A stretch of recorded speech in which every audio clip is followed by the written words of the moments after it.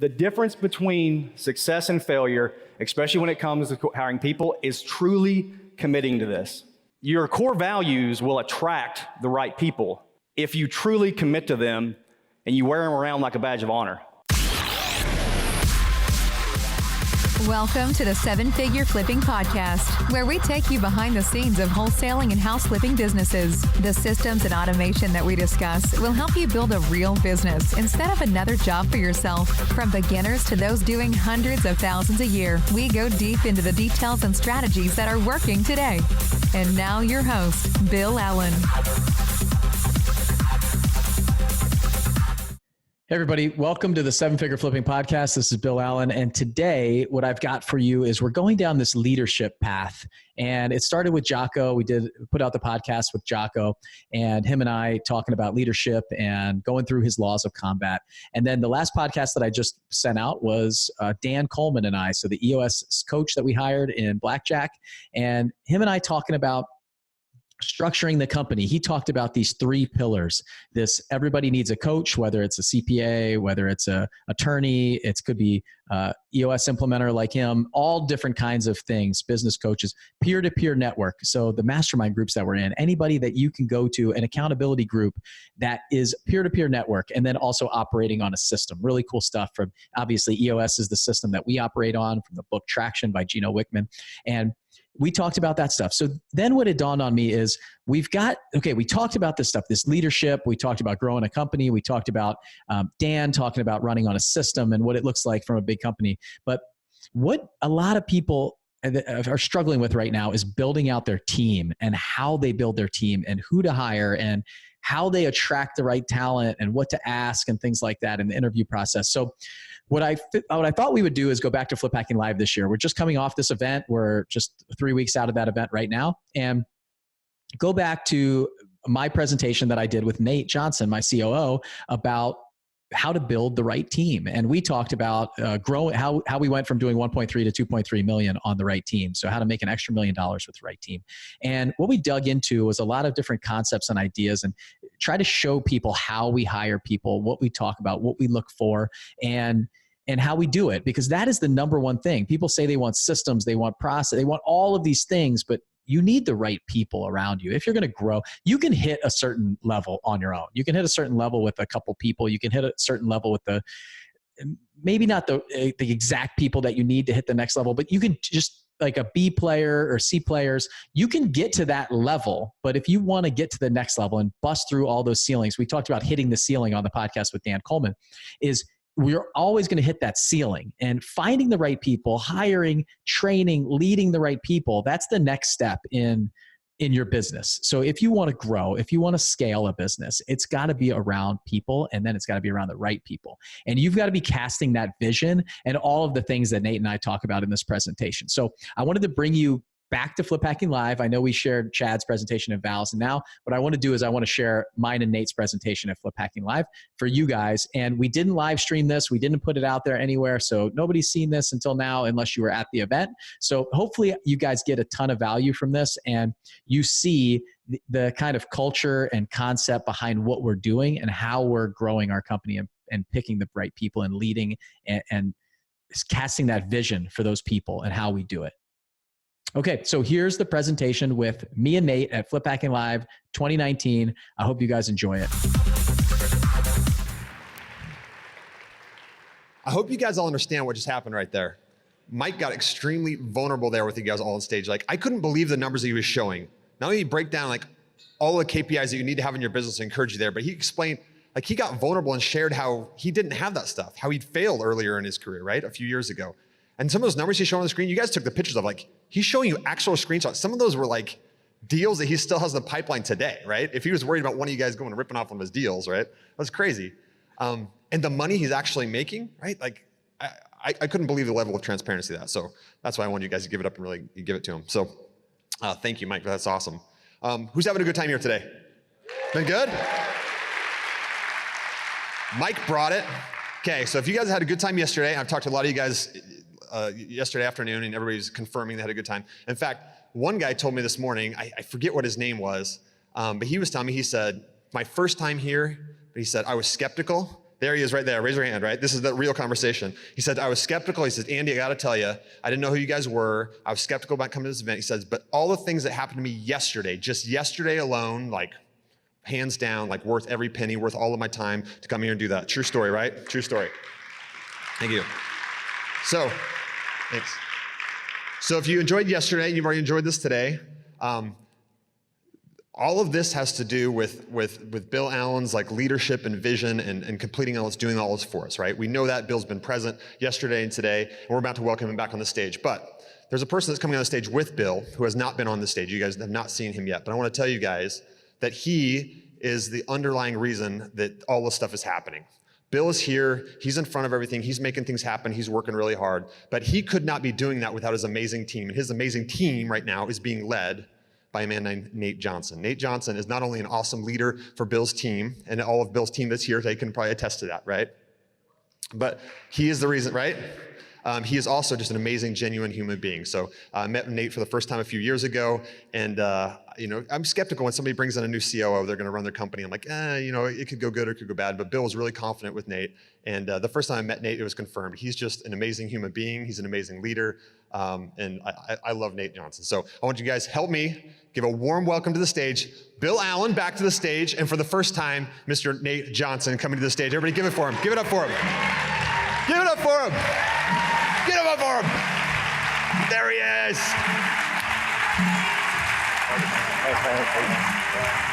Thanks, buddy.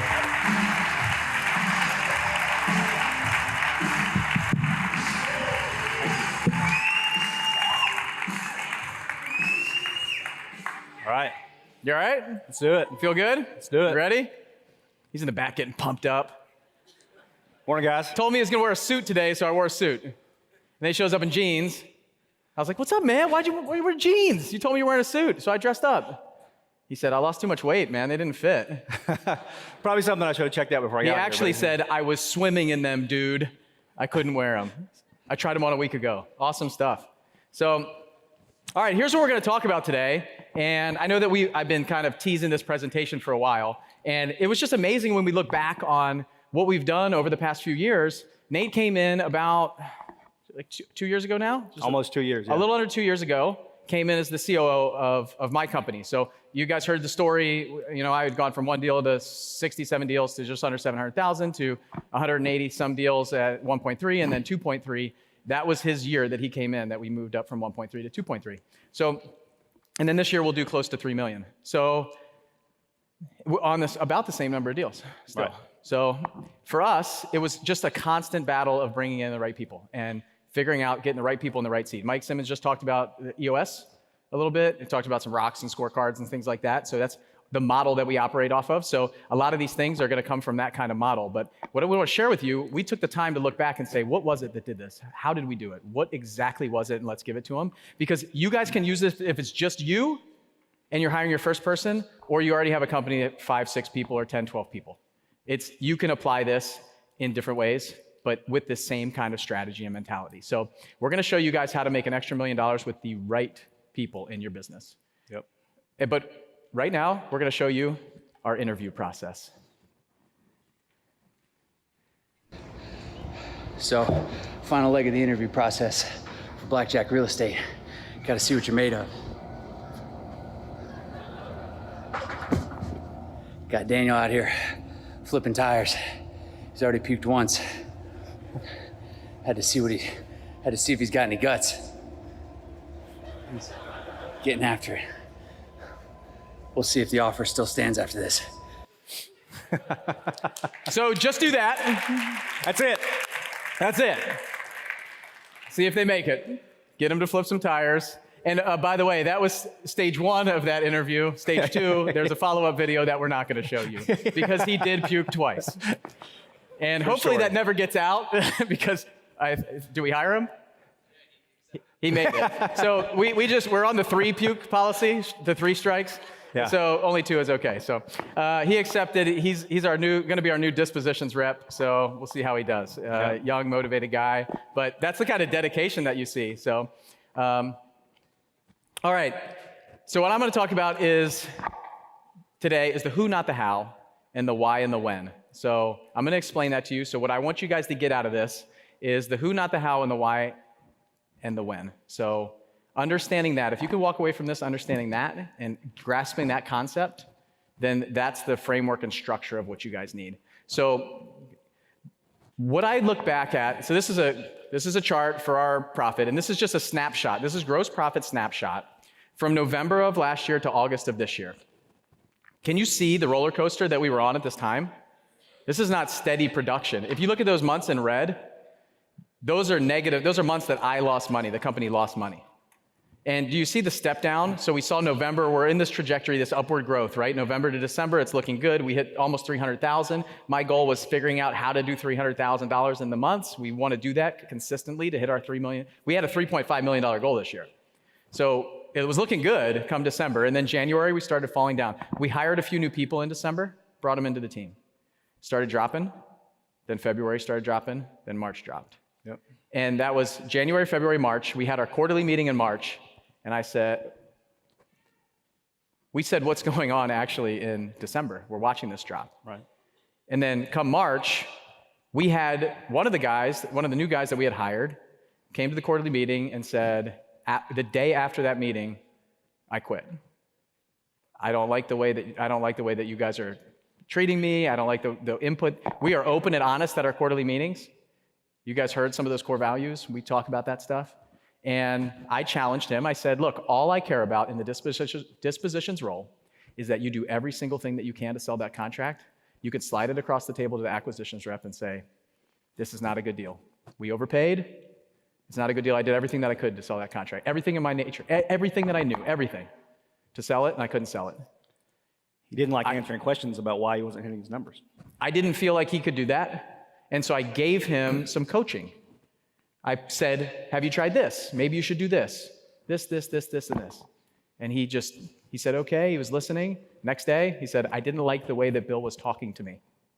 Yep. I was not aggressive. I mean, everybody back there was there. You can ask him today at the lunch.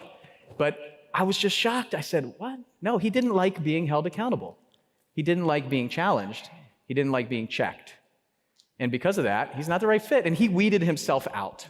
Yep. We're going to talk about that a lot. When you set this up the right way, the right people will lean into you, and the wrong people will lean out. And you'll find your people. You'll attract the right people and the right talent. So go back one. So what we saw, that drop, you start to see it come back up. We lost 3 people that month of March. We lost a sales rep, we lost a dispositions rep, and we lost who else did we lose? Project manager. Oh, yeah. So what we saw was the whole team, all the leadership team and everybody else jump in where we needed people to help. And we started getting things done. Chad, who you just saw flipping tires, yep. He jumped in and said, I'm going to take over the disposition side, and started doing that guy's job on top of his job that he was doing in Nashville as an acquisitions rep, going out and buying houses. He jumped in and said, I'll sell all the contracts that we have. And he just went in, started making calls, and he just started selling all the stuff that this guy couldn't sell for 3 months, got sold. He was able to move almost every single contract that we have by doing it the right way. And you see it. Boom, 161. Then we just jumped way up. This is on the back of 3 less people. Yep. And by 3 less people, you guys might not know, we're not a team of 100. At that time, we were a team of 15, yep. 12 full-time people down to like 9 full-time people with some part-time people. Yep. So think about that. That's like a 25% loss in our entire company. Can you imagine if a big company lost 25% of their people? Everybody was jumping in and doing other people's jobs. And they weren't complaining. They were actually loving it. And it was driven. They all came together to get this done. For what? Not for themselves, for the greater good of the company, the bigger picture. So, and 0 complaining. No complaining. Not 1 complaint. When I called Heather and said, hey, our dispositions guy just quit. We're going to have to take over the dispositions marketing. And I said, Chad, hey, man, I need you to step up and do another job other than the other 2 jobs you're already doing. 0 complaints. Not 1. I know what he thought. Am I getting more money? I know exactly what he thought. He said, I'm in. More money, I'm in. Cha-ching. So, all right, let's go to the next slide here. So I want to talk about the who, not the how, because I think this is one of the most important things for you guys to grasp here. So this is not original to me at all. Dan Sullivan teaches this, talks about it all the time, and it really moves me, okay? The who, not the how. As entrepreneurs, and I'm gonna get a little bit passionate here just so you guys know, okay? And I might start talking a little faster, tell me to slow down if I do. This stuff is pure gold. When we are entrepreneurs and we're starting our business, and you're a one-man show or a two-man show, you are trying to do everything.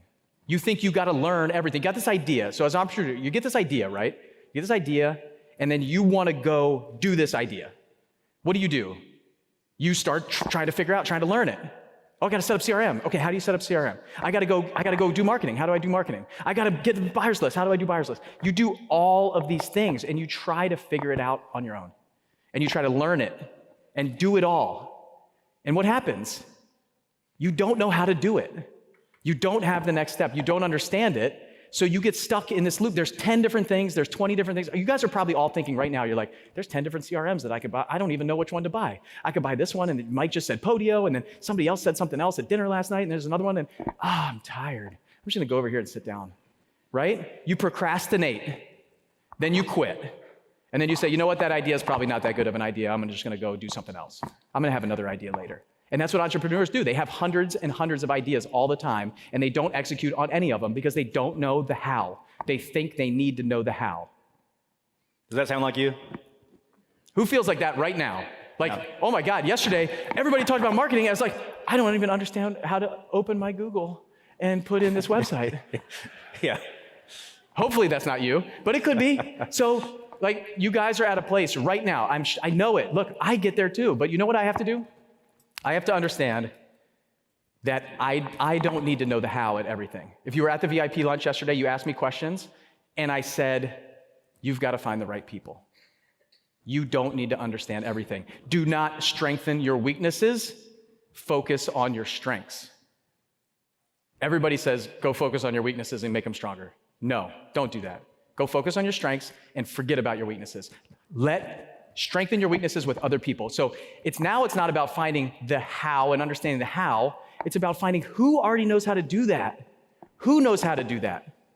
You plug into that, that is a direct line to success. You can figure out who already knows that and do it. Who knows how to sell? Chad knows how to sell. Way better than me. I don't need to go study it. I don't need to do it all. I don't need to figure it out. I don't need to be the best at it. I need to focus on what I'm really good at. Do you guys understand this concept? I mean, you could use it in anything, any business. Some of you guys have other businesses. Think about this. Who already knows how to do that? You can shortcut the process. You can speed it up. I joined Seven Figure Flipping, and I plugged into Andy's business. He was the who. I didn't need to figure everything out. I had all these puzzle pieces out there. I could see them all. I understood it, I read it, I studied it, and I was the guy, and I still am sometimes the guy. I have to fight this. I'm the guy that needs to figure out the how. I always need to know how stuff works. I blame my dad. You guys heard it. This engineer mind, right? I always need to know, how does it work? How does it work? I'm starting to get over that. I want to be an entrepreneur. The best entrepreneurs run like 50 or 60 companies because they found the who. Yep. Somebody who already knows how to do it. They've already done it. Plug into it, okay? All right, you good? Who, not the how. Relax. Okay, that's the who, not the how, okay? You're gonna cover where do I start? So where do I start with this? You got all of the information from this event. You've read books, you've listened to podcasts. Where do I start? If I could give you the secret to hiring the right team and how to do that, probably with about a 95% success rate if you could get this right before you hire anybody. Does that sound like something you guys want to know? Come on, do you guys want to know that? Well, you already know it because we talked about it several times this week. It's your core values. That wasn't a big reveal. Well, come on. You guys know this. You know it. Here's the deal. We did it. You guys did it in your And it's not a secret. It's in your face. But I'll tell you, and I'll be very vulnerable here. We dropped this big time when we first started. I came on, I met with Bill. We sat down and we said, "Hey man, we're implementing this EOS process. One of the first things we need to do is identify our core values." Okay, what do you think? Yeah, that sounds good. I think the book says we need 4. Okay, yeah, all right, let's write that down there. All right, that sounds good, man, let's go. And then we told our team, hey, by the way, our core values is this, this, and this, and this. I don't even remember what they were. No, me neither. And the worst thing is, they're supposed to be mine. They're supposed to be core to me. And It was like pulling teeth. We spent like a day and a half on a video call trying to figure out what this was with everybody putting stuff in. And in fact, the funniest part was, it was the wrong people that were on the video call trying to add to my core values of the company. That's why it was so hard, because nobody on the call shared the same core values as he and I. Yep. Okay? And the reason that there wasn't this big aha moment is because you guys have heard this. Who here is currently working in or has worked in corporate America before? Raise your hand. You hear this stuff all the time. Core values, mission statement, all this other stuff. But did you feel like whenever you were at in that organization that was really true? No? You hear it all the time. It's just jargon. The difference between success and failure, especially when it comes to hiring people, is truly committing to this. And I'll tell you why. People ask me all the time and ask Bill, say, hey, it's pretty lucky that you guys found each other and all this, it's going so great and all that. I agree, listen, I've got a great opportunity and I think that it was meant to be for me and him to kind of meet each other and cross paths. But it just happened by luck. He was sitting where you all were and he started grinding and he started getting the business going and somebody recognized him and they invited him to a podcast. Well, I was out there on the other end where most of you all have heard him hosting the podcast, but he was the guest, just getting started. I listened to that podcast 2 or 3 years ago. Heard him on there and I said, there was just something about the way this guy talks. There was something about the way that he carries himself. I don't even know him, but immediately I felt just a connection with him. A couple years later, another podcast he's on, same thing. Well, in that podcast, he's talking about how he just moved to Nashville. And I said, man, I'm going to go track that guy down and I'm going to meet with him. So your core values will attract the right people if you truly commit to them and you wear them around like a badge of honor, and they won't be a secret. So what are our core values? Bill talked about them. Extreme ownership, stewardship, hard work, integrity, personal and professional development. And it's no coincidence that extreme ownership is at the top, because every single one of those fall underneath that, and they're conducted with extreme ownership of every one of those traits. And also, it's pretty cool there that the Navy guy has a company that their acronym for his core values spell out SHIP. All right, so it was funny because we were so tuned into these, and they're so valuable to us that when we first started Stewardship, Hardwork, Integrity, Professional, Personal Development, that was our first pass at this, and we said SHIP. And then I came back to Bill like 6 months later and I said, dude, we need to add ownership, extreme ownership on there. And he's like, I don't know. I was like, no. The reason that some of these people haven't worked out for us is because they're not doing all of these things with ownership. And he was like, yeah, but the acronym won't work anymore. And I was like, oh, but it will. Ownership. He was like, done. All right, what position do I hire for first? Own your core values a little stronger than I did, okay? If it's really core to you, which ownership is the number one thing in our business right now. That is it. That's that is it. Most of you, it's a pay to play, it's that idea, but for us, it's got to be front and center in everything that we do, and because it truly is core to me, and the fact that we fought that for a while is interesting. So it's really reared its head, especially that was the time right then when we saw that big dip going, we thought we had the right people, it was the right personalities, all this stuff. What happened? Yeah. It was that, taking ownership, pointing the finger out instead of in, saying, it's my fault, I'll fix it. And that's what Chad did. It's like, he wasn't like, well, it's not my job. No, he's like, done, let's go. Yep. I'm ready. Good. All right. Who here says, okay, that's great, Nate, core values, yeah, good. Don't do that. Take them seriously. I promise you it'll make a difference in your business. But now, what position do I hire for first, okay? But who did you hire first? I hired a lead manager. And kind of an office manager. Yeah. So a catch-all person because I didn't have any time. I was talking to a couple of 8-figure members, and some of them hired project managers first, others hired acquisitions first. So what's the answer? What's the answer? What position do you hire for first? What you need. Who needs? What you need. Not what Bill needed, not what Andy needed, not what Terry needed. How do you do that? Okay? Every single week, you all do 1 million tasks. Next week on Monday, if you're looking to hire a next position and you're not really sure what position that needs to be, take out a piece of paper, start on Monday morning, and write down every task that you do that week throughout the entire week. You're gonna have this long list of things. Go through there and say, what do I like to do?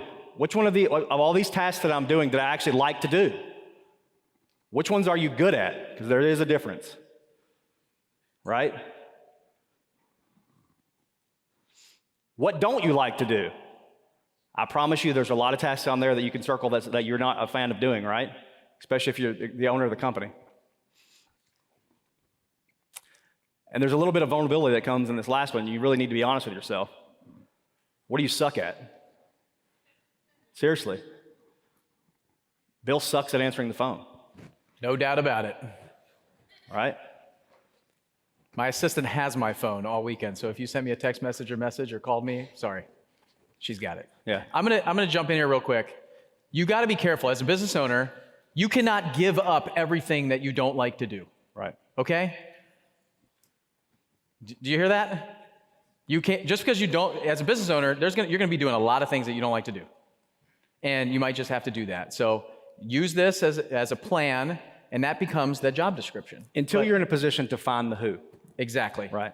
And that's going to come. It's that step, that one person, then that next person. And then you're taking you're having that first person that you hire do this also. You're both doing it.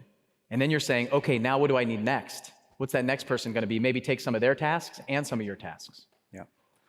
So at the end of the week, the things that you have circled that you do not like to do, and the things that you suck at, so they are both of those, that's your job description for your new employee. Okay? Go find that person. All right. Now you know your core values, you know what position you need to hire, and you've got resumes coming in, right? Who of those, or how do I know who to hire? How do we do it? Personality testing. For the last 100 years, companies have hired for experience and fired for personality. I had someone tell me this about a year ago, and I got to thinking about it, and I was like, man, that is spot on. Everybody that I have ever hired at companies prior to this one that didn't work out for me was because they had a killer resume, but man, they just didn't fit. Okay? Core values is a piece of this, but we're going to talk about personality testing. There's a big difference between core values and personality, okay? So core values, obviously, it's not rocket science. It's your values that are core to you, okay? We wrote those down. They're the things that the people that influence your life, that you build your personality and your moral compass around, right? They're non-negotiables. If somebody violates my core value, I look at them in a different way for the rest of their life. It's very hard for them to regain my trust, okay? But personality testing is a different thing. Real quick overview. How assertive are you? How ambitious are you? How egotistical are you? How sociable are you? How much do you need, have to have social interaction with other people? What pace do I move? Do I move a lightning speed, or am I'm pretty easygoing, patient guy? Am I very detail oriented? Or I don't really care about the details, I just want to move fast? And last, do I analyze the data and make a logical decision, or do I make decisions with my heart? Am I an emotional thinker? You need to know this about yourself before you even go look for employees. You need to know how you are. The reason that's so important is because that's how you're going to project yourself to the other people. If you know yourself really well, you know who that who is that you need. You need the other side of that a lot of times. Yep. If you have no detail and you're just a widespread entrepreneur, just high ego, very social, move super fast and have no detail, you need someone who's got some detail to help you out. Or you got 100 ideas and you don't implement anything. So you got to know what I know, like I said earlier, I know myself better than I ever have, I feel like, based on a lot of these personality profiles and testing that I've done. Yep. Identify the ideal personality type for each position with your organization. So this is what this looks like. You're sitting down with, well, yourself or somebody else in your organization that you trust, and you say, okay, I know at this point in time, we know our own personality types. Bill and I's personalities are the exact same, by the way. He's just in a more extreme version of assertiveness and vision and all this other stuff, right? Which is important if you ever decide to hire a COO. We won't get into that now, but the point is that we know ourselves, so now we can go out and find out which people are going to sit in these seats and what their personality types need to be successful in our organization, okay? And it differs from organization to organization. Our expectations of somebody's assertiveness and being able to make a decision without coming to us is a lot higher than other people may be. I don't want you, once we tell you the direction, we don't want you coming and talking to us unless you actually have to, we don't want to hold your hand. We're not going to micromanage you. That's an expectation of ours. It might change from organization to organization. So you got to know yourself, but then you map out the ideal personality type for each seat in your organization, okay? Then so I don't want to jump past this. There's free search. Like how you guys might be saying, like, well, these guys are talking about all these personality profiles. Like, what is it? Maybe we jump past that. So we use a paid service. It's expensive. So a lot of the 7- and 8-figure members know about it. We talk about it a lot. It's for corporations. For you guys, I would just start with the DISC test. Yeah. DISC. So I would start with that test. If there's a company that has a hiring system called Wise Hire, they build in the DISC test, and I think they still do the charts. Yeah. I know a lot of the problem right now is that DISC test doesn't show necessarily the DISC, so a lot of us are working on figuring out the solution to that. But there's a ton of them. There's like Myers-Briggs, DISC, Colby. There's lots of different services that'll do personality types. Find out, use one. And we're going to talk about it, but that's not the cure-all. You can't just have that. That's step one. Got it. All right. You've identified the target. You've identified the right personality type. Now you're going to target that person. You're going to market with your job description, targeting that specific person. All right. So you're going to use buzzwords in the job description that someone that has the personality type that you're looking for, it's going to resonate with them when they're reading it. They're going to read this. They're going to read this job posting and they're going to say, "Oh my God, that's me." Okay. What does that look like? Are you a bold, resourceful person who can get to the heart of the matter and influence people to make decisions? We have an unbelievable opportunity for an assertive, goal-oriented person who can build rapport quickly and does not get intimidated easily. Do you want to be in control of your financial future? You must be a decisive forward thinker who can manage your time and follow up with leads, as we will not micromanage you. Is there a difference between this job posting and a job posting for, let's say, this is an acquisitions manager job posting, but if you're looking at there and it says sales, 37 bullet points, and it tells you how many appointments you need to go to, it tells me how many calls you have to make, it tells me you need to be at the office at 8 a.m., and by the way, you need a high school diploma, and also, too, if you can give me 3 of your references, that'd be nice, too. Which one would you open up and apply to? This one, if it's the right personality, and I can vouch for it right there because 4 of the 5 members of my leadership team responded to an ad just like this. It works. You're trying, like I said, you're trying to get that person to lean into this. Anybody listen to the podcast that I did with Heather, our marketing, the chief marketing officer, Heather? We talked about this. She said, your ad spoke. I said, why did you even apply for our position? She said, your ad spoke to me. I write copy. I love copy. That's what I do. Your ad spoke to me. I had to learn more about this company. It pulled me in. We want to pull the right people in, and we want to repel the wrong people from the beginning, so we don't waste our time. This is step one. This is just a giant lead funnel, just like your sellers, just like your buyers. Get them into the funnel. Start down. Start bringing them down. So this is bringing them in. We know who we need. We wrote the description. We're starting to attract that person. Hey, now you got the tools to start looking for the who. What's next? Okay. So now the next step. We got this person in. They saw that job posting and they said, this is me. I love this company. I got to have this company. I got to have this job. I'm going to apply. They're not resume dropping. They're really enjoying what we're writing, what we're putting out there, and what we're projecting to them. We know our core values. We know what we're looking for. We know who we're hiring. We know what our ad copy looks like, and we write it for that. So if we're looking for somebody that might not need to be super assertive, it's going to change. So that was for an acquisitions rep. So if you guys took a picture, don't just slap that up and go, oh, this is the ad that they use for everybody. Well, it's an acquisitions rep for our company. Yeah, that's exactly right. Good point. It's for our company. So look, you can use it. You'll attract good talent. And most of you guys in here, our core values are stewardship, hardworking, integrity, personal and professional development, extreme ownership. I think we're a lot alike, most of us. If you have a couple different ones, this is the kind of people that we are. This is what we're doing. These are the type of real estate investors that we want inside of our mastermind group. We want it at our events. These are strong core values that are very, very well-rounded of what we do. We're not looking for sign on the hood of the car, be sleazy real estate investors, make that name horrible. We want to help. We want to attract the right people here. This is the same core values of this company. Same core values for all of you guys, for me owning this company now. Those are my core values for this company too. This event is going to be full of people just like that. I want to attract people just like you at that event. So now we're looking for the why and the when. We're going to focus on the why and the when. So how do I get great people to come work for me now? So they've applied, they're excited, they're probably researching you online and your company. So make sure that your footprint looks good. Make sure that your core values are actually shown on there, on your websites, anything that you're putting out there. That's why I'm building a brand. That's why I want my logo on the postcards. That's why I want people to know who I am. I want that logo to be out there. I want our reputation to be good. I want our reviews to be fantastic. I want customer testimonials out there that they're watching because they're reviewing you. I talked about it at the VIP lunch. This marketplace, people have jobs, are looking for other jobs. They still have a job. It's not like if they've been looking for 3 months, the employment rate is really high right now. You want to attract this talent. You want to attract the good people. So how do I get them to come work for me? It's the purpose and the cause, so it's the why. So we talked about the why and the when, right? Understanding the why and the when. The why is your mission. What are you guys doing?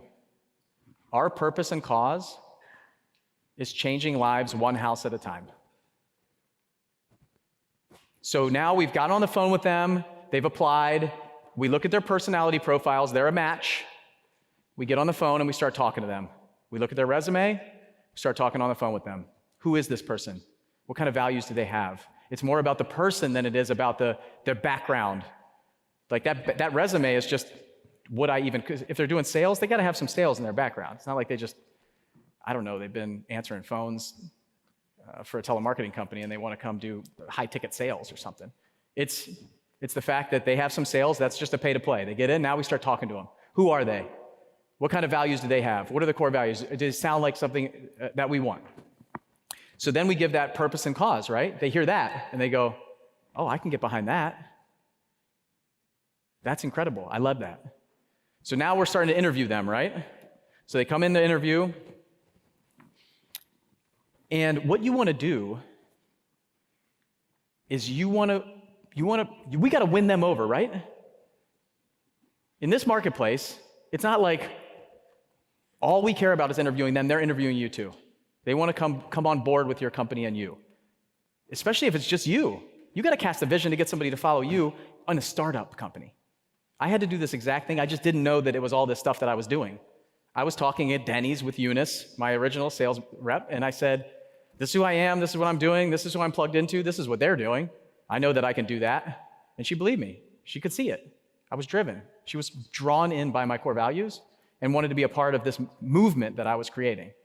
And she jumped on board. She did really well because she was the right person at that time. So the next step is the vision in the future. So now you got to cast the vision as the entrepreneur and the owner, okay? You cast this vision, and what that is, here's what I want to do. You've just got on the phone with maybe one of my managers, you just got on the phone with Nate, and now you've passed all of that process and you're with me. We're in an interview, I'm the owner, and you're coming in as a mid-level manager in my company. You've got the right core values, you've got the personality profile, you got the resume, you got all that stuff, and then I'm gonna sit down with you and I'm gonna ask you to see if you can see this, okay? I'm gonna read it to you guys, it's a page. Here's what I want you to do. I want you to close your eyes.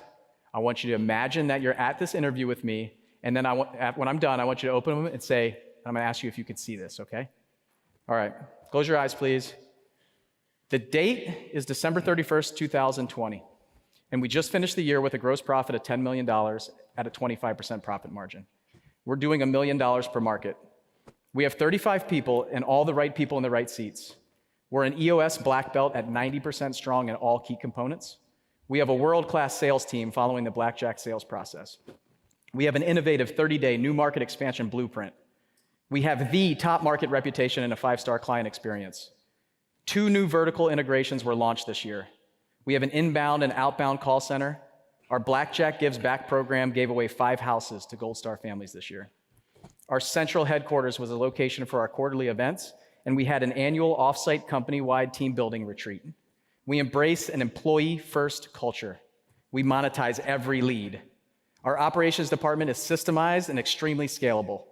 We have unlimited funds, and we can buy anything we need. You guys can open your eyes. Can you get behind something like that? Is that something that would motivate you to want to work at a company like that? Do any of you want to come work for me right now in my company and just quit this mission? Like, your people, the people that are interviewing with you guys, I mean, I got chills reading that. That's how powerful that is to me. Like, I can see it, and I want to be there in 3 years. And look, it's on tape. 3 years from now, you guys are going to be sitting in these chairs at Flip Hacking Live going, did you do it? How'd you do? I'm going to say, stand up and see who's been here for 3 years in a row. And you guys are going to stand up and you're going to say, okay, who heard me say that? What do you guys want to see? Like, can we do it? I think we can. I know we can. We put that together as a team at our last meeting. My team threw into, like, they are behind that. I know that they're back there just like, yes, let's go. I love that. Seriously, goosebumps and chills. And what I'm looking for in that interview is, does a person lean into that? Or do they go, oh, I don't know. I don't know if I want to do that. Off-site retreat, that doesn't sound like fun. Employee first culture, not interested. World-class sales team, not me, I'm out. You know? I think so. So what is that person, like, what are they doing? What is their body language telling you when you're giving them this vision and this statement, and they know that it's written down, and they know that we're all driving and rowing in the same direction as a team? That's how you find and lead the right people. We're going to run through these last ones. We're running out of time here. So let's put all this stuff together really quick, okay? Pre-hire. Here's your checklist of things you need to do. Let's recap this. Are they a good core values fit? Yes or no? Does their personality type align with the role? Did they get excited about the why and the when? When you're painting that vision, when you're telling them about the why and the when, did they get excited? Did they lean in? This is important, especially as you're building a team and you're planning on growing. Do they desire to and have a clear capability to move up within your company? If you don't want to hamstring yourself to where you've got people that you have to hire around, this is what has to happen. When you ask them about that vision and you ask them where they see themselves in that, they say, oh yeah, I'm in, and I'm going to work hard to move up within your company. That's the reason that we've been successful. That's the reason why we can lose 25% of our workforce and people step up. Because in the interview process, we saw that they were able to move up.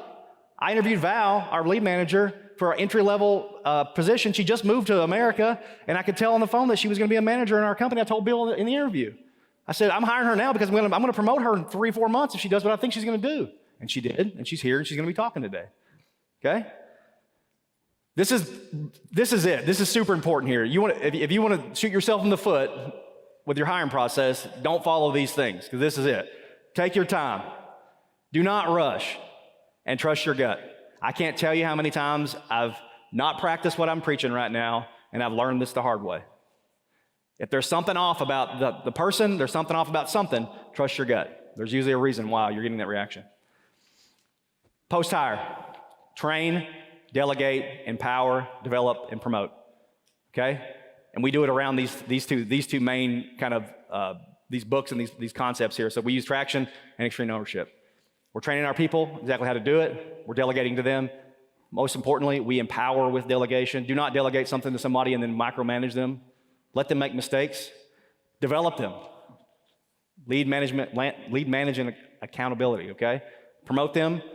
If you do all these things, you're proactively creating a culture of internal growth and opportunity for your team. A culture that when people look at, they hear that vision, they're excited about it, and they stay and they're bought in. This last quarterly meeting we just had, I'm not joking, Bill and I could have not shown up and it would have happened. And I guarantee you the results of that quarterly meeting, the meeting that vision came out of would have been really close with just them sitting in there. We could have not even shown up. In fact, the most of the meeting we just sat back and listened, and I was just in awe. And it's because of all of these things, because we found the right people. Me too. So here's the Ann Sullivan quote for you guys. To attract the right who's, you have to be able to sell them on the what and the why.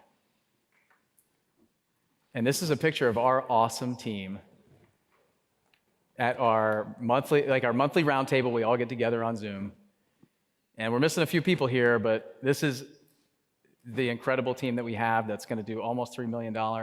I work 2 hours a week. Nate runs the entire company. It is amazing what we've created, but it's on the backs of each and every one of them, and they know how much I care about them. And they have no problem with me working 2 hours a week. Yep. Let's give it up for Nate Johnson, guys. Oh, thank you. Thanks, guys. Thank you. Good job, man.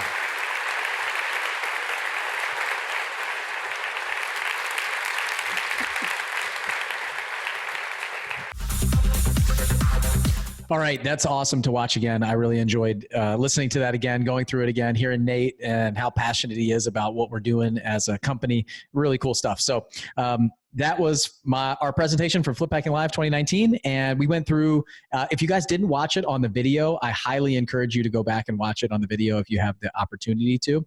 So you can go to, if you get our emails, you can watch it there. You go to houseflippinghq.com and check out the podcast link, and you can go to YouTube, our 7-Figure Flipping channel on YouTube, and you can watch the video. The interview process that Chad did is pretty funny on the video if you check that out. And then at the end, you see the screenshot of my team and our staff that gets together once a month on our weekly or our monthly call. So we kind of get together on Zoom, and it's a picture of everybody, and it's just really cool to see everybody. So we also showed our profit. So our month-to-month profit, kind of the chart and the dips and stuff like that you can see on video and things like that. So just to wrap it up, we talked about the who, not the how. We talked about strengthening your strengths and fortifying and hiring out for your weaknesses.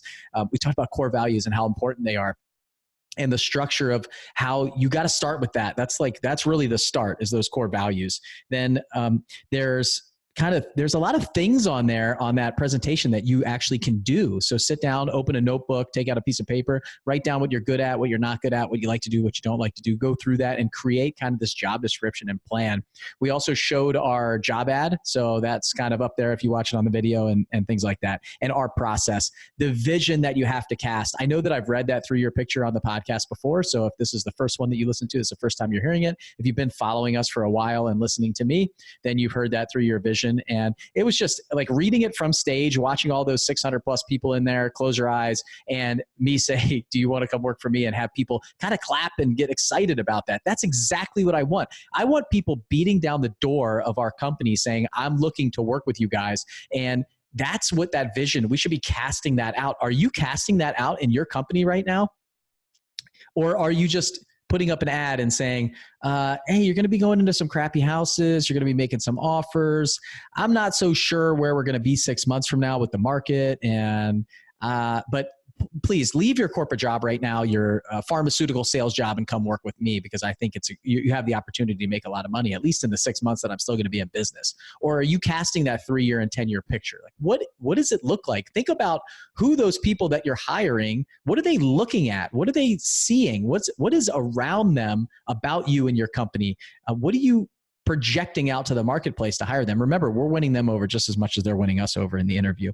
So we talked about all that stuff. We also talked about personality profiles, things like that, knowing yourself and knowing what you need. So Nate talked about this kind of CEO, COO relationship, and you have to really know who you are. The interesting thing, so I know we're doing this kind of like leadership talk right now. We're doing this series that I'm putting together on leadership and growing your company. We are building businesses. The purpose here is to build a company that in a perfect world can operate without you if you want it to. If you want to be involved in your business day to day, that's fine. You can do that, but we're trying to come up with a plan here for you guys and show you how you can actually build a business. And it's interesting because I feel like in the real estate industry, like the wholesaling and flipping industry, people don't really look at it like that. Most people just see it's a side hustle. It's another job. I don't know what it is, but they're not thinking about it like a company. And they don't even look at their small company, like 10, 12 people, as an actual company. Like it's building revenue.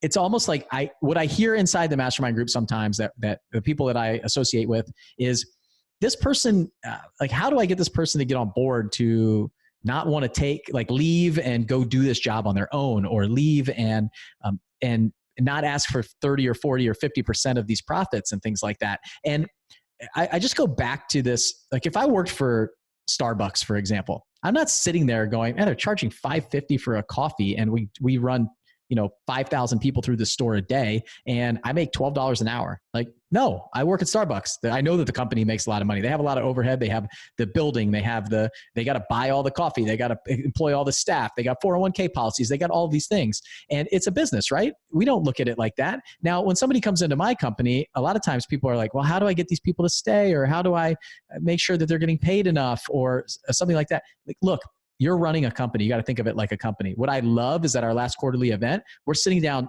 being open and honest with each other, talking about how much money the company's bringing in. People are bringing in deals that are making hundreds of thousands of dollars, and they're getting paid anywhere between, a $100 bonus, a $50 bonus, to $10,000 bonus based on their commission structure. But what we do is we look at it like a company. They're not looking at it like Bill Allen is making hundreds of thousands of dollars a year or millions of dollars a year.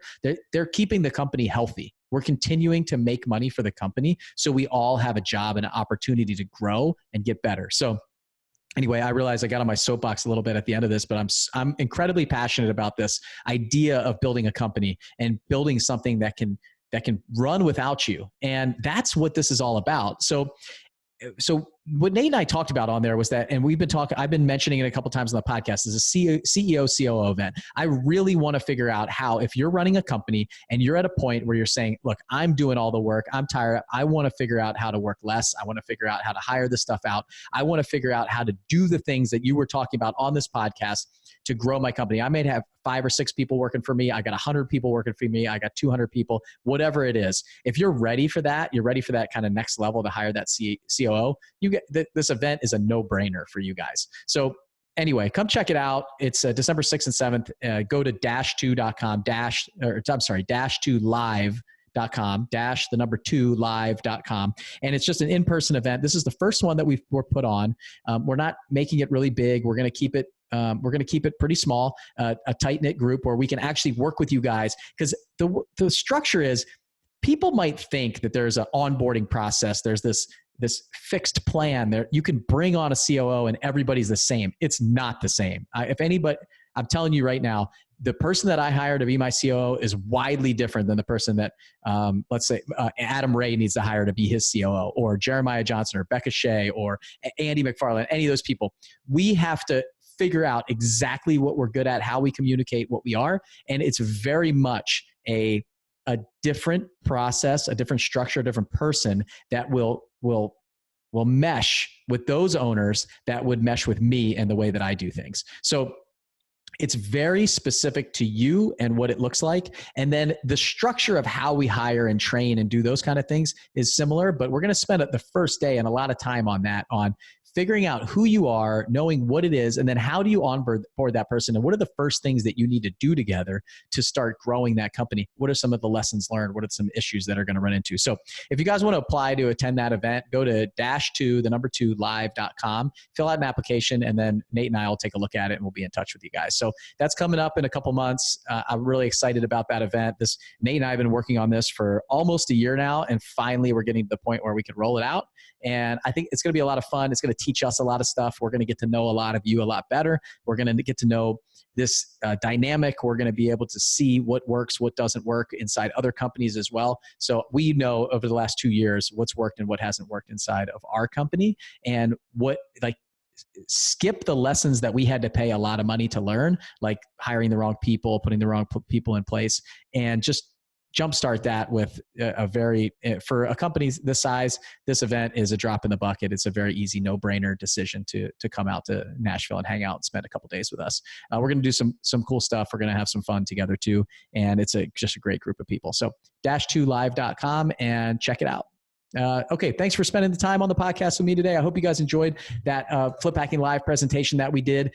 If you didn't come to that event, you missed some incredible stuff over 3 days. It was phenomenal. So, all right, guys, I'm going to continue this leadership going forward on this kind of series. I want to continue to talk to anybody, the business owners, the leaders, even if you're just a one-man show, kind of developing your core values, figuring out what that looks like so that you can build the company the right way from the beginning and not make all the mistakes and, all the people lost that I had from the start 5 years ago. So Thanks for joining me. I really appreciate it. I know you guys can spend your time anywhere and listening to whatever that you want that's out there. There's a ton of stuff out there on real estate investment in this world. So I appreciate you guys hanging out with me and spending time with me. If you like what you hear, please share it with a friend. Leave me a rating and review. I would love to have that. And I'm going to be reading some more of those over the next few podcasts. So thank you so much for hanging out with me. And I'll see you guys next time on the 7-Figure Flipping Podcast. See you.